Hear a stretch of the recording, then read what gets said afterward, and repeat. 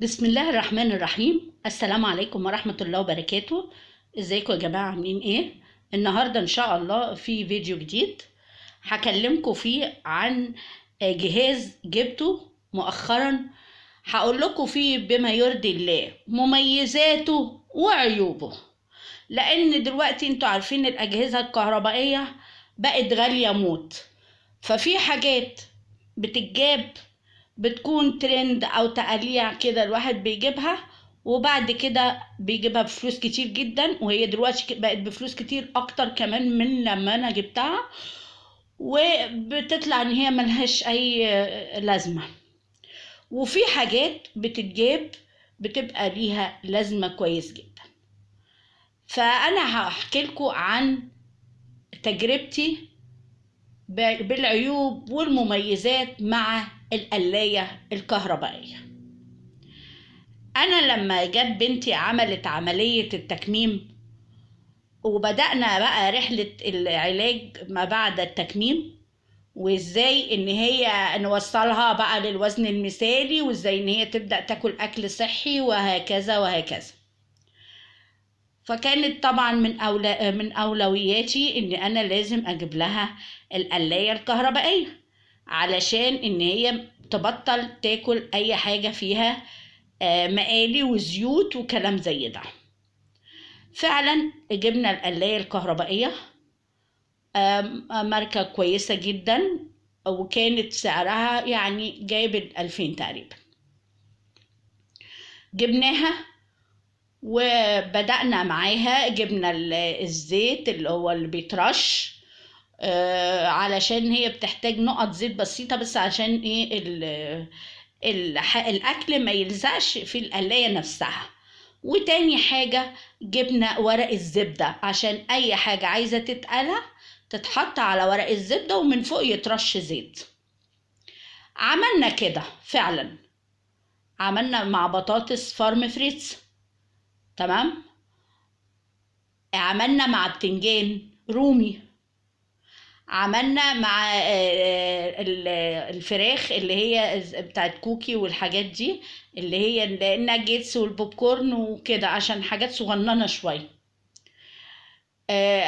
مش هخبي عليكم، اولا صح، الحاجة بتطلع ما شاء الله عليها، ما فيهاش ولا نقطة زيت. ونسيت اقول لكم، مرة عملت الكفتة اللي هي بتاعت داوود باشا دي، بدل ما اقليها عملتها فيها، ومرة تانية عملت كفتة الرز قليتها فيها برضو. الحاجة صح، بتطلع ما فيهاش ولا نقطة زيت. دي بتنفع الحاجات اللي هي زي الكفتة اللي لسه هيتعملها صوص او كده. انما بقى الحاجة اللي بتتاكل بعد ما بتتقلع على طول في القلاية بيطلع طعمها مختلف كتير جدا جدا جدا عن اللي بتتقلي في الزيت. هي بتطلع صحية وكله، بس يعني اقرب انها تكون ملهاش طعم قوي. دي اول حاجة. بالناحية الطعم مختلفة كليا عن القلي، او عن طعم القلي. تاني حاجة بقى ايه هي؟ الكهرباء، تحتاج كهرباء كتير. في الفترة اللي هي بعد ما بدأت تاكل وكنا بنعمل الحاجات دي علشان هي ما تحسش بالحرمان. طبعا يعني بطاطسيتين تلاتة، مش عارفة ايه، تلاتة كده يعني بتوع التكميم بياكلوا كتير في اليوم، بس كل مرة بياكلوا حاجات بسيطة، لأن معدتهم بقت 20%. لو اتزادت الأكل عن كده بيدخلوا يرجعوه على طول. فلاحظت إن بيبقى جايلي فاتورة الكهرباء زيادة كتير. تالت حاجة غسلها، وهو غسلها مش صعب قوي، بس في تكسيل. انت مثلا بتعملي الزيت بتستعمليه مرتين تلاتة، ولو لسه نضيف بتستعمليه أربعة، ولو إن هو الزيت مفروض مرة بس عشان غلو الزيت الشنيع ده فبنضطر. فبتخلصي الطاسة بتشيليها مثلا في الفرن أو أيا كانت وبتغطيها وخلاص. لكن دي لازم كل مرة تغسلي. رغم إن احنا حاطينها في المطبخ عندنا، بس بنكسل جدا جدا نشغلها، في كسل يعني عقبال ما نخلص وبعدين بتحتاج شوية في شوية. يعني لو بتعملي أكل بكمية هيخلص على دفعات، مش هيخلص على مرة واحدة.